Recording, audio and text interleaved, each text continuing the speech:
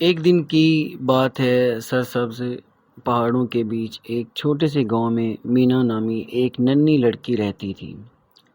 مینا کو تصویریں بنانا بہت پسند تھا، لیکن اس کے پاس نہ رنگ تھے، نہ کاغذ، نہ قلم۔ وہ مٹی اور دھول میں لکڑی کی مدد سے تصویریں بناتی تھی۔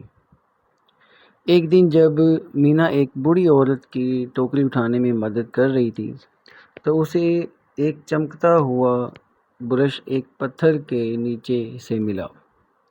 بوڑھی عورت نے مسکرا کر کہا، یہ جادوئی برش ہے بچی، اسے صرف نیکی کے کاموں میں استعمال کرنا۔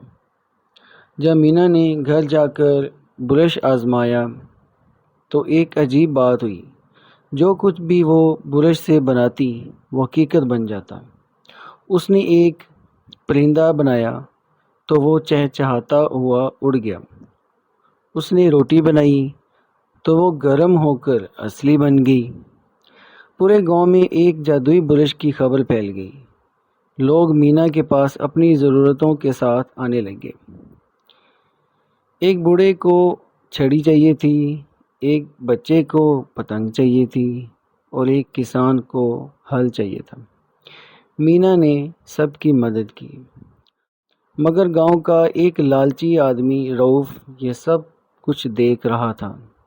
وہ چاہتا تھا کہ برش اس کے پاس ہوتا تاکہ وہ سونا، محل اور دولت بنا سکے۔ رؤف نے چالاکی سے برش چرا لیا۔ اس نے سونا، ہیرے اور ایک محل بنایا۔ پھر اس نے ایک سنہری ندی بنائی، لیکن وہ ندی واقعی بہنے لگ گئی اور سب کچھ بہا لے گئی، سونا، محل، سب کچھ۔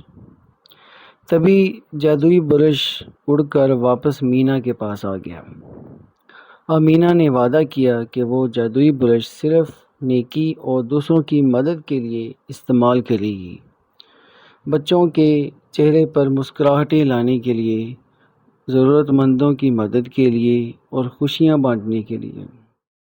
پیارے بچوں، آج کی اس کہانی کا سبق ہمیں یہ ملتا ہے، نیکی، خلوص اور تخلیق لالچ سے کہیں زیادہ طاقتور ہوتے ہیں۔ اس طرح کی پیاری پیاری اور خوبصورت اور دلچسپ کہانیاں سننے اور دیکھنے کے لیے ہمارا channel kids lesson T V subscribe کر لیں تاکہ ہماری آنے والی ہر نئی ویڈیو آپ تک بآسانی پہنچ سکے۔